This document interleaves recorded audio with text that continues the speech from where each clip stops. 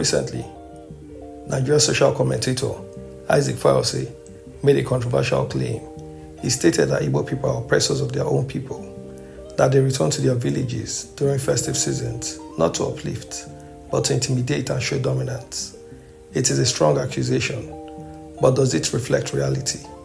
Today, we take a closer look. And when you see the Igbos, they are used to Rolls Royce, big life, build big house in their village. They won't go there. When they go, they will go and oppress the village. They will say, I had fun. They are oppressors. I'm richer than many of them. I'm very simple. I don't have police. I walk alone. I'm with my brother today. I go anywhere alone. Travel across the southeast, from Anambra State to Imo State, from Abia State to Enugu State, and into Ebonyi State, and you will witness something remarkable. Villages that look like mini cities, mansions standing proudly beside paved roads, modern churches with towering architecture, private schools, health centers, town halls funded by diaspora associations, solar street lights installed by community unions. These are not government-built estates. These are largely self-funded developments.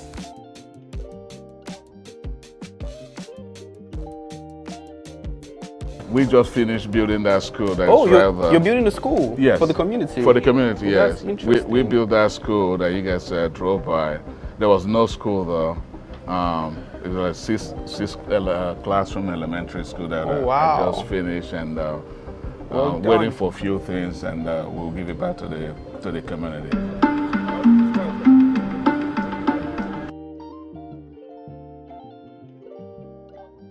Among the Igbos, success is incomplete if it is not returned home.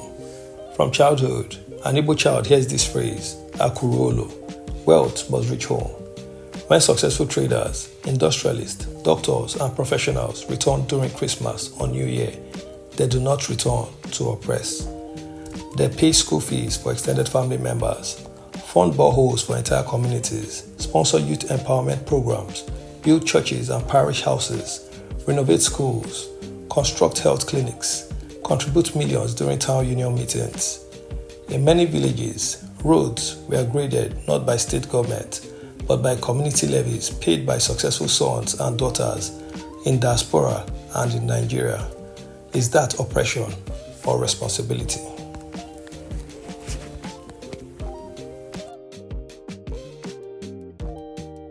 The kaka, so we changed it, we put protectors, we put windows, we tiled it.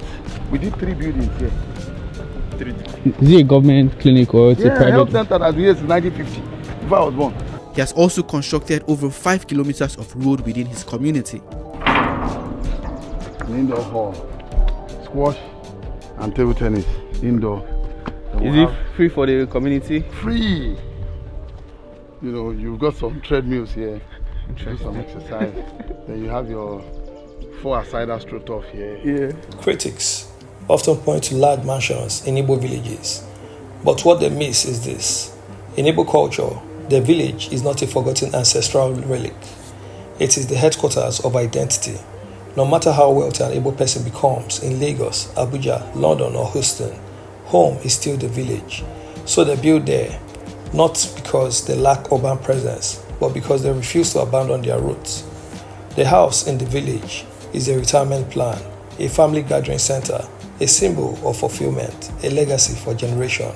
And these homes often simulate local economies, from bricklayers to carpenters, welders, electricians, food vendors, and security workers.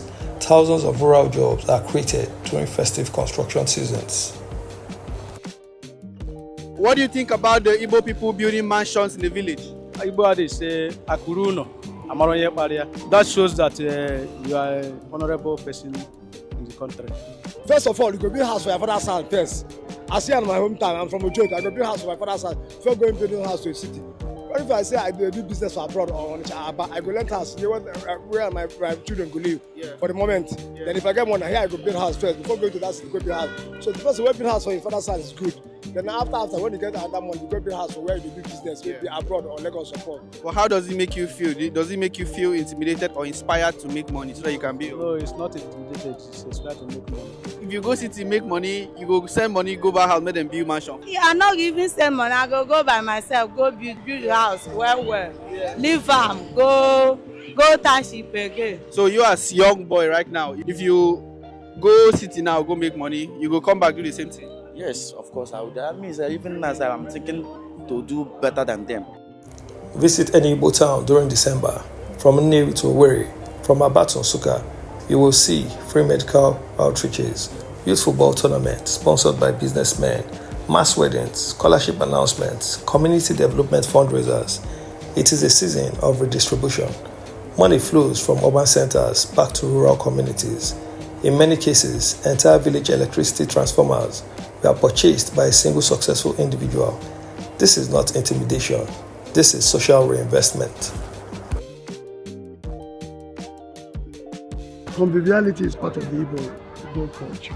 Yeah. Sharing with one another. When we come back during festivities, the expectation is that the man who came in from outside is more buoyant, and so he shares whatever goodies he had come back wherever he went to. Igbo town unions are powerful institutions. If a wealthy son refuses to contribute to community development, he is socially questioned. If a road is bad, the community does not wait endlessly for Abuja. They organize, they levy themselves, they act. This is why many Igbo villages often appear structured and economically active compared to rural areas in other parts of Nigeria. Right from the onset, if you go to Lagos or go anywhere and you make money, you need to come back home. Igbo men normally come back home to showcase their wealth because they say that which means that if your wealth gets to the house, they will know who made it. Across Nigeria, whether in the southwest, south-south or north, rural underdevelopment is often tied to structural governance challenges, urban migration, and uneven state investment. It is not accurate to single out one ethnic group as oppressors of their own, nor is it fair to reduce complex rural development patterns to simplistic comparisons. What is clear, however, is that the Igbo model emphasizes grassroots self-funding, diaspora investment, strong town unions, competitive community pride. This competitive development culture often results in visible rural transformations. Our culture, we believe that if you have whatever you have and it's not come to your hometown, it's nothing. And they say that Corona. So it is something that is Igbo inheritance. Voting is also a motivation for the young ones in the village, that they can actually work hard and be able to get something. So it's not what they see around them is the end of the life. When someone arrives in a convoy, dressed well, driving a luxury car, it can be misread as arrogance. But cultural context matters. In Igbo society, achievement is communal. When one person succeeds, the community celebrates. Title is conferred not merely for wealth, but for contribution. The show is often less about intimidation and more about recognition. So what the Igbos do is that once they make money, they put light, they put water, they tar the road and all that. And it brings, and so if your friend tars the road to his house, you go to your village, you want to do the same thing, and tell him, come to my village and see that I've also done my own. So it's a positive kind of competition. And by so doing, you go around the Igbo communities and you see that everywhere they have light, but that light is not coming from a grid. No, is that the man is generating his 100 kV. But it's all good. Now it is important to understand something. Nigeria is a diverse country. Every region has its own historical paths, governance structure, and cultural philosophy towards development. In parts of southwest Nigeria, including states like Oyo State, Osun State, Ondo State, and Ekiti State, rural development has often been shaped more by centralized urban growth. Cities like Lagos and Ibadan grow into dominant economic hubs. As a result, wealth concentration became more urban focused. In many cases, infrastructure investment followed city expansion rather than village reinvestment. This is not a question of oppression. It is a difference in developmental pattern.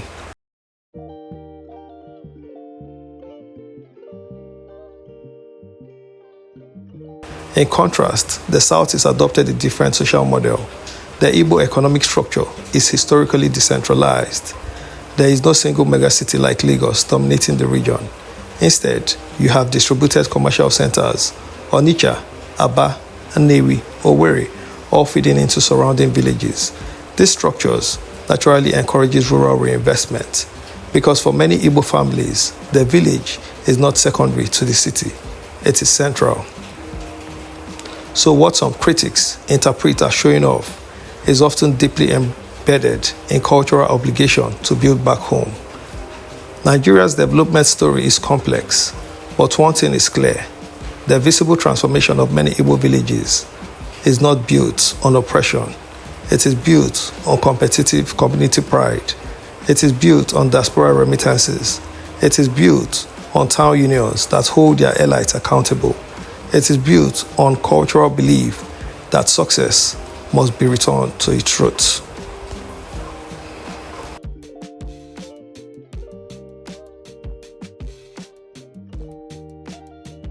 Different regions, different systems, different historical paths, but labeling one people as oppressors of their own ignores the visible evidence of what they have built. And in a country as diverse as Nigeria, understanding context is more powerful than fueling division. And no means of getting a good Christmas. So we're giving each beneficiary a 25 kg bag of rice. We're giving them some noodles, some oil, and beans so that they can have food for Christmas, share with their families, and nobody feels left out.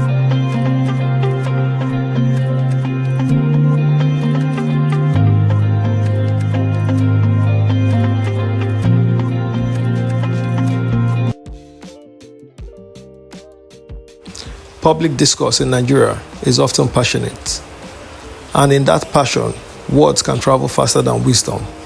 When Isaac Fayose speaks, many listen, but with influence comes responsibility. If there are one or two Igbo elites whose behavior he finds questionable, then those individuals should be called out directly. Name the behavior, address the specific action, challenge the individual, but to generalize such criticism to the entire Igbo group, ethnic group, a people numbering tens of millions, is neither accurate nor constructive.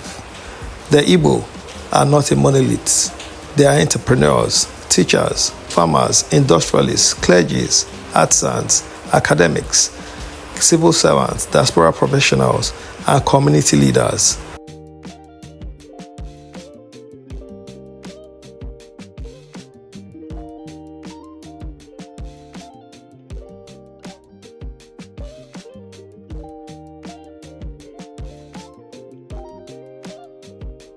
To take the conduct of a few and stretch it across an entire ethnicity is to erase the diversity within that community. And that is a dangerous territory, because once we begin judging entire ethnic groups by the actions of a handful, we replace reason with resentment. Nigeria has suffered too much from broad labels, too much from stereotypes, too much from narratives that divide rather than analyze. If an elite intimidates villagers, criticize their elites. If someone misuses wealth, condemn that individual. If arrogance exists, challenge arrogance, but do not brand an entire people as oppressors because of isolated experiences. That is not accountability. It is generalization, and generalization weakens serious arguments.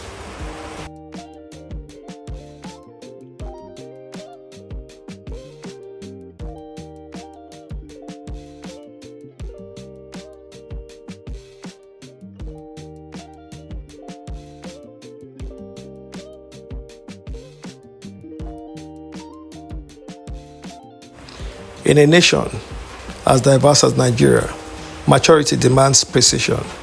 Critique the person, debate the action, question the behavior, but never reduce millions of people to a single narrative. Because when we generalize, we do not correct injustice, we simply create a new one.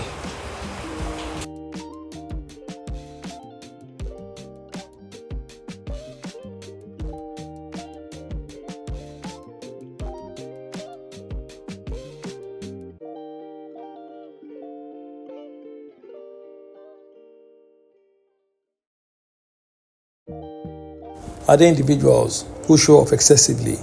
Yes, in every culture. But to label an entire people as oppressors of their own because they return home successful ignores the evidence. The Southeast village architecture, private investment, and grassroots development tell a different story. A story of return, a story of reinvestment, a story of cultural loyalty. In Igbo land, wealth that does not reach home is incomplete, and perhaps that is why during festive seasons, the villages come alive, not with oppression, but with pride.